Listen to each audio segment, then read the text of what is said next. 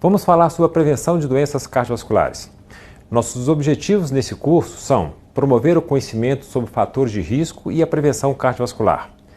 A nossa ideia é transformar esse conhecimento em ação, que essa ação promova bem-estar e promova saúde e que contribua para a prevenção de doenças. Nós vamos fazer uma narrativa apoiado por alguns slides, com duração de cerca de 20 a 25 minutos e discutir algumas coisas relevantes em relação a esse tema. Nosso roteiro inclui a prevenção de doença cardiovascular e os fatores de risco: hipertensão arterial, atividade física, tabagismo, colesterol alto, a obesidade e uma conclusão no final. Prevenção cardiovascular, questão de escolha. Nós conseguimos perceber algumas coisas externas e reconhecer alguns hábitos de risco para a nossa saúde. Entretanto, muitas vezes nós não conseguimos reconhecer algumas doenças que ocorrem internamente em nossos órgãos, em nossas artérias. A doença cardiovascular muitas vezes ocorre silenciosa. Há uma obstrução progressiva das artérias que irrigam o rim, o coração e o cérebro. Isso pode levar à insuficiência renal, a infarto do miocárdio e a acidente vascular cerebral. Por algum motivo, essas artérias podem sofrer uma inflamação e uma trombose e levar a doenças mais agudas, como o infarto e o derrame, conhecido como AVC. Vamos fazer uma reflexão como os fatores de risco e a prevenção primária da doença cardiovascular está ao longo do tempo, ao longo da nossa história. Como a nossa civilização, como a modernidade tem contribuído para a prevenção ou não das doenças cardiovasculares. Será que estamos fazendo a coisa certa? Será que estamos utilizando todo o conhecimento que adquirimos ao longo das civilizações, ao longo do tempo, em promover a saúde ou promover a doença? A transformação do mundo é impulsionada pela cultura. A nossa cultura é responsável por grandes transformações. Veja nesse slide como era o trânsito há 50 ou 70 anos atrás, como estamos no presente e como poderemos estar no futuro. Temos que fazer uma reflexão. Somos capazes de transformar o mundo que vivemos e somos capazes de transformar a nossa atuação neste mundo. Nós temos liberdade para fazermos nossas escolhas. As escolhas de hoje vão determinar como estará nosso coração no futuro, no amanhã. Essas escolhas se devem muito à prevenção e aos cuidados com os fatores de risco. Os fatores de risco cardiovascular. Alguns fatores de risco a gente não consegue modificar, como hereditariedade, sexo masculino e o envelhecimento. Entretanto, podemos modificar vários outros fatores de riscos, como hipertensão arterial, diabetes mellitus, obesidade, dislipidemia, que é o colesterol alto, sedentarismo e o tabagismo. Estes são os chamados fatores de risco modificáveis. Esses fatores de risco todos podem contribuir para o infarto, o derrame, a insuficiência cardíaca e a doença renal. Alguns cientistas fizeram cálculos interessantes que são chamados score de risco global. Esses cálculos tentam prever qual que é a chance de uma pessoa ter uma doença cardiovascular no futuro. Consideram-se os fatores de risco: idade, sexo, colesterol alto, que é o HDL principalmente, o tabagismo, diabetes e a hipertensão arterial. Coloca-se isso no algoritmo, uma calculadora, e chega-se à conclusão qual que é o risco estimado dessa pessoa ter uma doença cardiovascular nos próximos 10 anos. Se é baixo, se menor que 5%, um risco intermediário ou um risco alto. Vamos falar sobre um importante fator de risco, que é a hipertensão arterial. Algumas perguntas. Quais são os sintomas de hipertensão arterial? A hipertensão arterial é uma doença que geralmente não dá sintoma, a gente chama de doença silenciosa. Ela só é diagnosticada e reconhecida com a aferição, com a medida da pressão arterial através do aparelho de pressão ou esfigmomanômetro. E por que a gente deve tratar a pressão arterial se a pessoa não sente nada? Por que eu vou tratar se eu não estou sentindo nada? O objetivo de tratar a hipertensão arterial é prevenir as doenças arteriais que são consequências da hipertensão arterial. A hipertensão progressivamente leva a doença das artérias que pode levar danos ao coração, ao rim, à circulação cerebral. E como que eu posso descobrir se eu tenho pressão alta? A maneira de descobrir se tem pressão alta é através de uma consulta com o médico ou com o enfermeiro, medindo-se a pressão. Quais são os valores considerados normais para a pressão arterial? A pressão arterial de 14/9 é normal ou é alta? Vamos explicar isso melhor através de uma tabela que a Sociedade Brasileira de Cardiologia publicou na sua diretriz de hipertensão arterial. Nessa tabela, nós podemos ver como é classificada a hipertensão arterial. Níveis abaixo de 12/8 ou 120/80 são considerados níveis normais de pressão arterial. 120 seria pressão sistólica e 80 pressão diastólica. Acima desses níveis, nós podemos classificar e chamar de hipertensão arterial nível 1, 2, 3 ou pré-hipertensão. Quanto maiores os níveis de pressão arterial, maior o risco de doenças cardiovasculares decorrentes da hipertensão arterial. E qual o melhor tratamento para a pressão alta? O melhor tratamento para a pressão alta é o tratamento conjunto dos outros fatores de riscos que levam a doenças cardiovasculares. O controle da diabetes, o controle do colesterol, o controle da obesidade e a prática de atividade física. E se eu tenho pressão alta, eu vou precisar tomar medicamentos? Muitas vezes sim. E há muitas possibilidades do uso de medicamentos e o medicamento pode ser adaptado a você de forma mais confortável, de forma que esse medicamento não traga efeitos colaterais e que a gente possa sim prevenir doença cardiovascular com segurança e com cuidado. O médico tem muitas opções de medicamento e pode conversar contigo para que você possa escolher a melhor opção que se adapte ao seu caso. Mudanças do estilo de vida que contribuem para o melhor controle da hipertensão arterial. O que podemos fazer na nossa vida para que o controle da pressão arterial seja mais adequado? Como a gente falou, redução, controle do peso corporal, redução da ingesta de sal, exercícios físicos regulares, controle da dieta e controle de outros fatores de risco associados, diabetes, tabagismo e consumo de bebidas alcoólicas. Vamos falar agora sobre atividade física. Antes de começar a atividade física, temos que tomar alguns cuidados. Uma avaliação médica pode ser necessária, principalmente naquelas pessoas acima de 40 anos, quem está sedentário há mais de 5 anos, os fumantes, quem tem doença cardíaca, quem tem doenças musculares, quem tem diabetes e quem tem outras doenças que possam comprometer a prática de atividade física. Há necessidade de fazer o teste ergométrico? Muitas vezes sim, muitas vezes não. O médico pode determinar a real necessidade para o seu caso.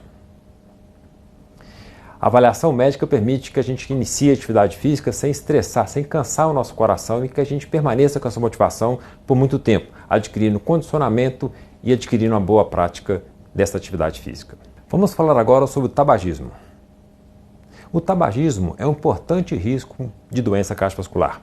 Todos nós lembramos das campanhas que incentivavam o uso do cigarro, incentivavam o consumo da nicotina como forma de prazer, forma de bem-estar e tudo mais.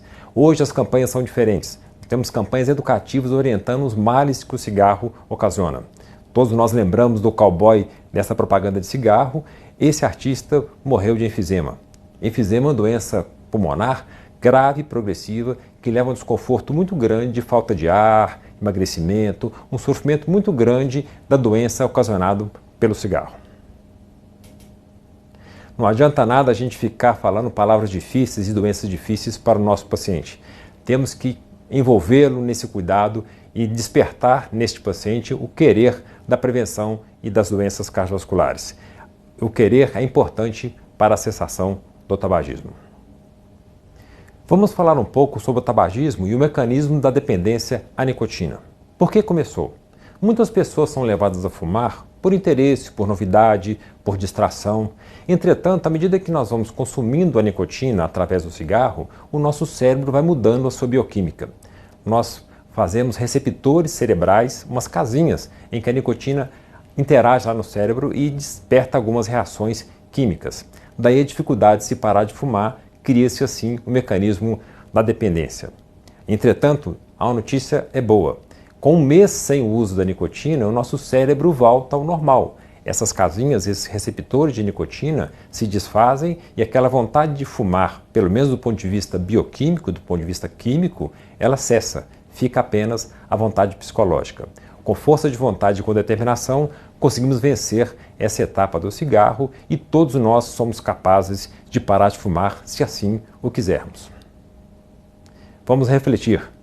Alguém tem interesse no cigarro. A indústria da nicotina, a indústria do cigarro é forte e poderosa. Não podemos ser vítimas desse processo. Reflita e pense o que queremos para a gente mesmo. E a dieta? O que é bom e o que é ruim para o colesterol em relação à dieta? Temos aqui uma orientação geral dos alimentos que são considerados ruins para o colesterol e dos alimentos que são considerados bons para o colesterol. Alimentos ruins: gordura de origem animal, vísceras, leite, embutidos, frios e aves, frutos do mar. Alimentos ricos em ácidos graxos saturados, como também gordura animal, leite de coco e dendê. Alimentos com gordura trans, alimentos de gordura vegetal hidrogenada, biscoitos, sorvetes, maionese e frituras. E alimentos com excesso de caloria. Quais são os alimentos que são considerados bons para o colesterol? São os ácidos graxos insaturados, onde que a gente encontra nos óleos vegetais, soja, milho e girassol, linhaça, canola, sardinha, salmão, óleo de oliva, azeitona, abacate e outros. As fibras também são boas para o colesterol, proteínas de soja, antioxidantes e atividade física e dieta balanceada também contribuem para o controle do colesterol. E a obesidade? A obesidade tem a ver com risco cardiovascular? A obesidade é um importante fator de risco. A obesidade é uma doença endêmica em nossos tempos. O excesso de peso, sobrepeso ou obesidade atinge mais de 50% da população brasileira e cerca de 20% dos brasileiros podem ser classificados como obesos. Uma maneira de calcular a obesidade é calculando o índice de massa corporal. É o peso dividido pela altura ao quadrado. Nessa tabela, os valores de índice de massa corporal são categorizados em obesidade normal, sobrepeso, obesidade grau 1 e obesidade grau 2 e obesidade grave, onde o índice de massa corporal é acima de 40. Entretanto, não é só o índice de massa corporal que determina o risco cardiovascular no paciente com obesidade. O tipo de obesidade também é um fator importante. Analisamos isso através da medida da circunferência abdominal. Quanto maior a circunferência abdominal, maior o risco. Nessa ilustração, podemos ver que pacientes que têm o formato de obesidade tipo pera apresentam um prognóstico um pouco melhor do que aqueles pacientes que apresentam obesidade no formato tipo maçã. A circunferência abdominal é assim classificada. O aumento da circunferência abdominal é outro importante fator de risco para as doenças cardiovasculares. Valores de referências são, no caso do homem, menor que 94 e no caso da mulher, menor que 80 centímetros, podendo variar de acordo com o grupo étnico de cada pessoa. A síndrome metabólica. Quando temos vários componentes de uma doença, nós chamamos de síndrome. Neste caso, a síndrome metabólica, a circunferência abdominal aumentada, níveis de triglicéridos aumentados, níveis de HDL baixo e pressão arterial aumentada compõem essa síndrome. Muito comum em nosso meio, muito comum encontrarmos pacientes com todas esses fatores de risco, essas características. Vamos para mensagens finais? Não basta apenas medir a pressão, não basta apenas olhar no valor numérico, não basta apenas conferir o exame de sangue. Temos que saber, sim, como estamos de hábitos de vida, como estamos de consciência em relação à saúde e como estamos fazendo a nossa parte em relação à prevenção de doenças cardiovasculares. Temos que transformar o nosso conhecimento em ação. Nesses poucos minutos que conversamos, aprendemos muito sobre os fatores de risco cardiovascular.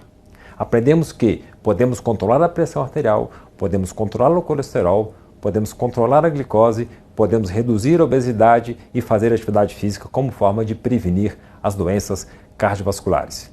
Muito disso depende de nós. Depende, sobretudo, de um querer.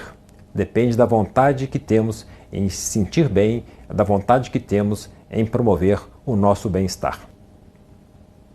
Espero que tenham aproveitado este curso, tenham aprendido bastante e que assim sigamos nos cuidados e na prevenção da doença cardiovascular. Muito obrigado a todos e estamos à disposição na Gersat para conversarmos e esclarecermos quaisquer dúvidas ou qualquer consideração. Muito obrigado.